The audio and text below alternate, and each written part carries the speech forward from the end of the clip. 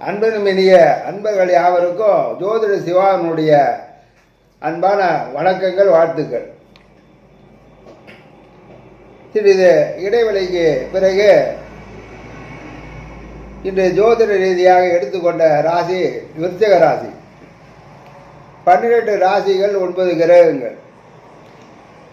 கோச்சார ரீதியாக இந்த 9 கிரகங்களும் இடமாற்றம் ஏற்படுவது இயற்கையான ஒன்று. அதே சமயத்தில் 4 கிரகங்கள் ஆயுள் கிரகங்களாகவும் மற்ற கிரகங்கள் கோச்சாரத்தில்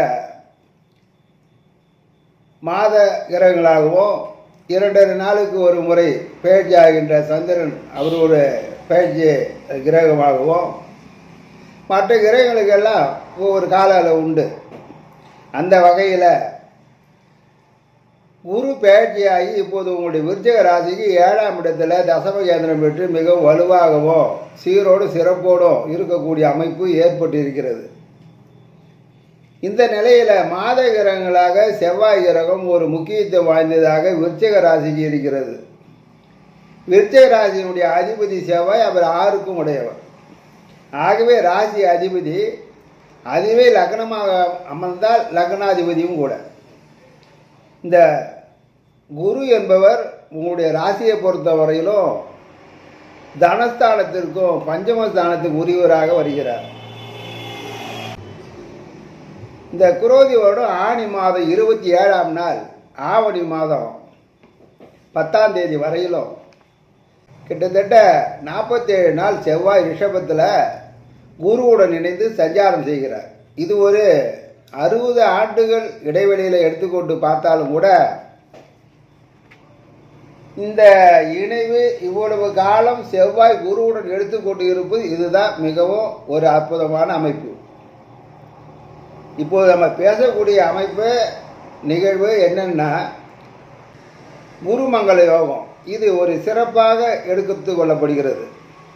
குரு 7இல் அமர்ந்து உங்களுக்கு 1, 3, 11 3 இடங்களையும் பார்ப்பது மிகவும் சிறப்பு. இந்த 3 இடமும் மிகவும் முக்கியத்துவம் வாய்ந்த இடங்களாகவும் இருக்கிறது.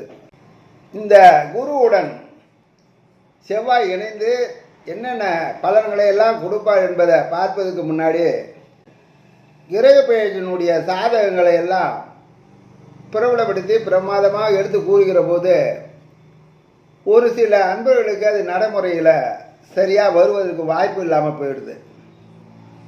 எனக்கு நீங்கள் சொன்ன மாதிரி நடக்கலை, நானும் இல்லை, யார் சொல்லியிருந்தாலும் எனக்கு நீங்கள் சொன்ன மாதிரி நடக்கலை, அப்படி குறைவாக தான் இருக்குது, எனக்கு எதுவுமே திருப்தி இல்லை அப்படி சொல்லக்கூடிய அன்பர்களும் உண்டு.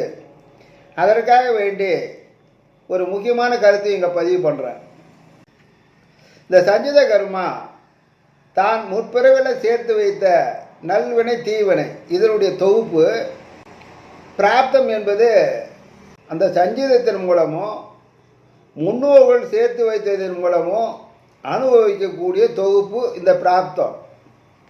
ஆகாமியம் என்பது இப்பிறவியில் நாம் மனதாலும் உடலாலும் செய்கின்ற நல்வினை தீவினை மேற்கூறியவற்றுடன் இணைவது.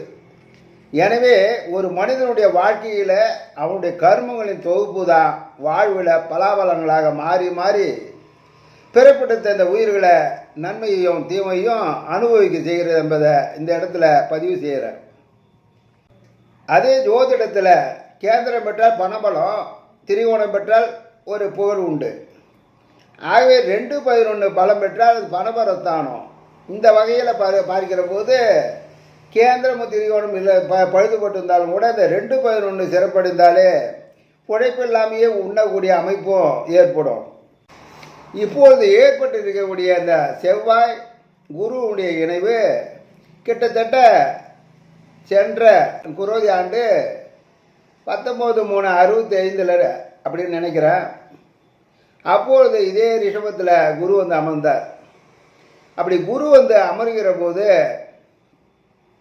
இவ்வளவு நாள் அவர் இணைந்து இருக்கக்கூடிய சூழ்நிலை செவ்வாய்க்கு இல்லை. அதே சமயத்தில் 76 ஒரு முறை அமைகிற போது குரு பாவகத்தாய் தோட்டத்தில் சிக்கி இருந்ததுனால 7 இருந்து கூட பலனை கொடுக்க முடியாத சூழ்நிலை ஏற்பட்டது. 12ஆம், அதாவது உங்கள் ராசிக்கு 6 கேது, இன்னாண்ட கடகத்தில் சனி, இந்த இரண்டுக்கு இடையில குரு வந்ததுனால 7 குரு தான் அந்த காலகட்டத்தில் பலன் இல்லாமல் போயிடுச்சு. அதே போல் 88 89ஆம் ஆண்டு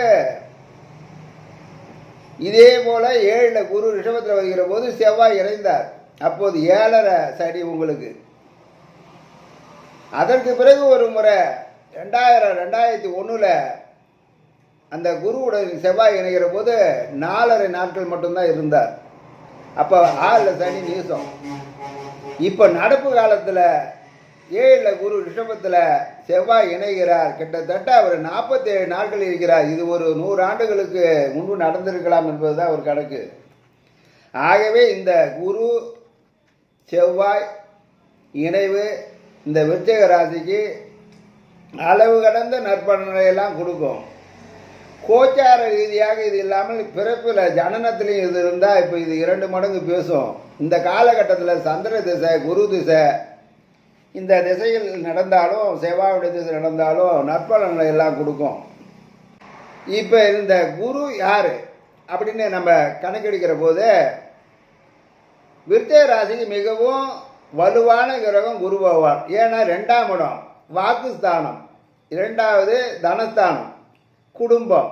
ஆகவே இந்த 3 பின்னணிக்கு உரிய ஒரு அதிகாரி, ஒரு பொறுப்பு உள்ள ஒரு அமைப்பு உள்ள ஒரு கிரகம் இந்த குரு.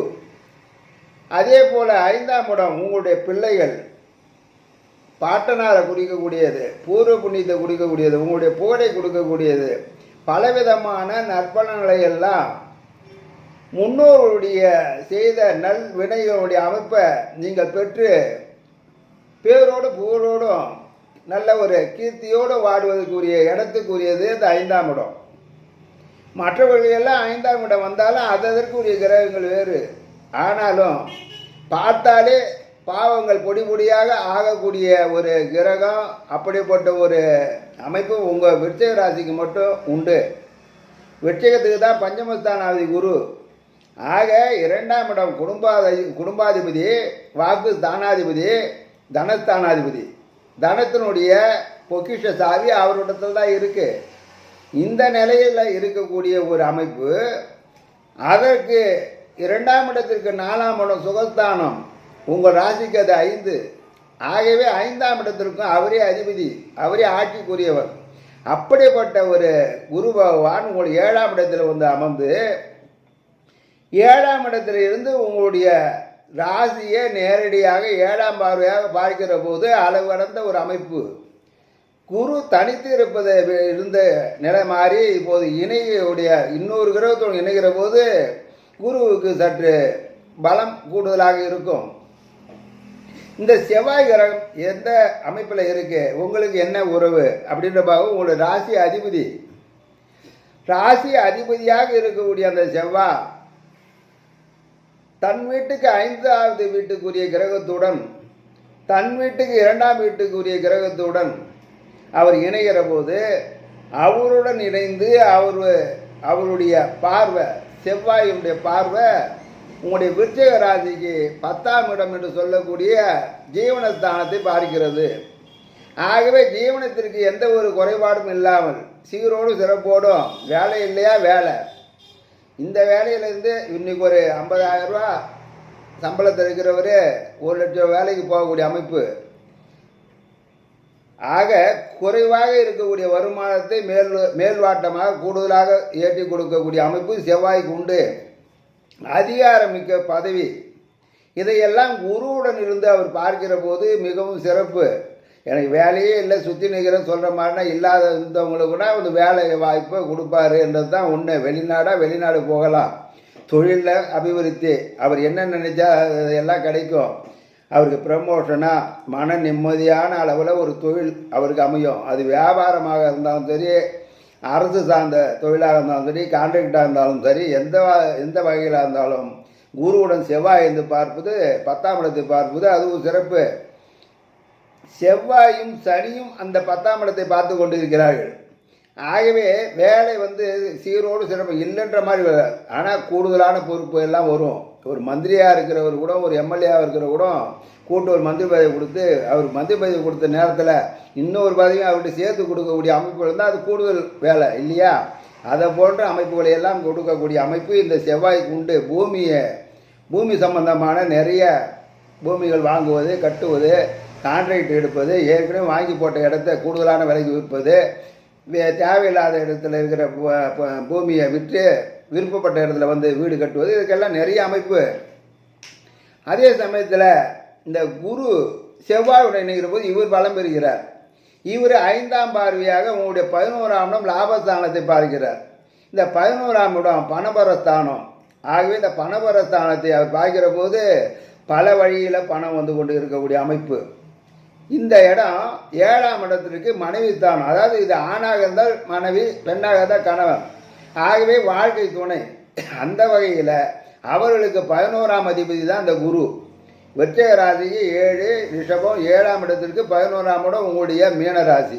ஆகவே அதற்கும் மனைவி வழியில், கணவன் வழியில், நண்பர்கள் வழியில், பிள்ளைகள் வழியில், தந்தையாருடைய வழியில், தந்தைக்கு குடும்பத்தினுடைய வழியில், ஆக பலவிதமான வழிகளில் எல்லாம் உங்களுக்கு சுபத்தன்மை ஏற்படக்கூடிய அமைப்பு. பொதுவாக இந்த விருச்சிக ராசிக்கு இப்போது 5ஆம் இடத்துக்குரியவர் 7 இருக்கிற போது உங்களுடைய பிள்ளைகளுக்கு எதுவுமே உங்களால் செய்ய முடியாத சூழ்நிலை இருந்தாலும், இல்லை என்றாலும் உங்களுடைய பிள்ளைக்கு எந்த ஒரு தொந்தரவோ இடரோ வராது என்பதை முக்கியமாக பதிய வச்சு கொள்ளணும் மனசில். காரணம் என்னென்னா 5 குடையவன் 5 கூட 7 இருக்கார். நம்ம பிள்ளை எங்கே இருக்குது, வெளியில் இருக்கிறனால சிறப்பாக இருக்கார் அப்படின்ற மாதிரி பார்க்கக்கூடிய அமைப்பு மனதில் ஒரு நிம்மதியை ஏற்படுத்தும். நிச்சயமாக இது உங்களுடைய பிள்ளைகளுக்கு நீங்கள் என்ன செய்வீங்களோ இல்லையோ அவங்களுடைய வாழ்க்கை அவங்களுடைய விருப்பப்பட்ட மாதிரி நல்ல ஒரு அமைப்புகளை எல்லாம் கொண்டு வந்து கொடுக்கும். இந்த 3ஆம் இடம் உபஜயஸ்தானம். இந்த உபஜயஸ்தானம் என்பது விருத்தி ஸ்தானம். அதுதான் மகரம். அந்த மகர ராசி செவ்வாயுடன் இருந்து செவ்வாய்க்கு உச்ச வீடு. அது அந்த உச்ச வீட்டை செவ்வாயுடன் இருந்து அவர் பார்க்கிறார். அப்படி பார்க்கிற போது நீங்கள் எந்தெந்த செயலெல்லாம் நினைக்கிறீர்களோ அது எல்லாம் வெற்றியாக நடக்கும்.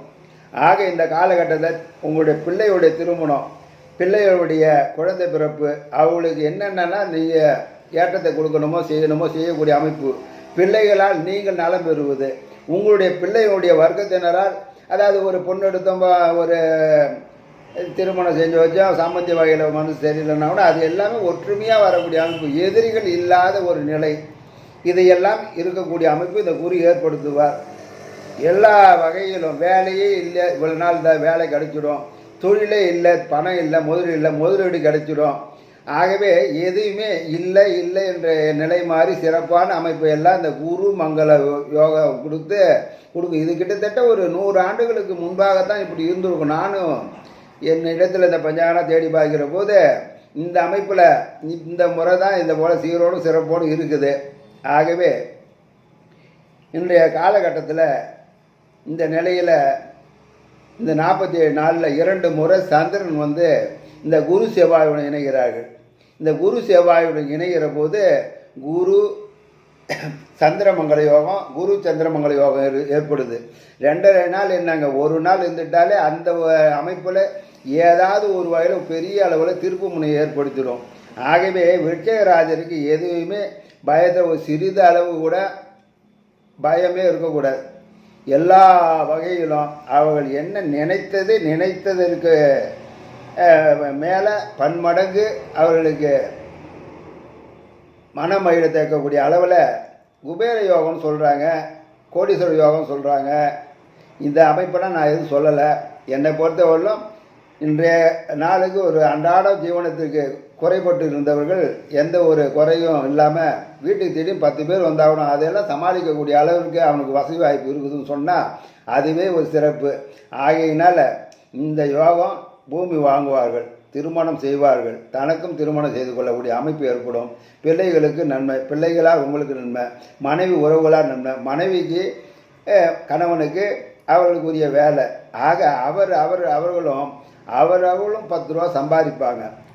யாரையும் நம்ம நினச்சி இப்போ கவலைப்படக்கூடிய அமைப்பில் விருச்சிக ராசிக்கு ஏற்படுத்தாது என்பதை கூறி மேலும் மேலும் இந்த விருச்சகம் சீரோடு சிறப்போடு அவள் மன மகிழ்வோடு வாழ வேண்டி இறைவனை பிராபித்து முடிக்கிறேன். வணக்கம்.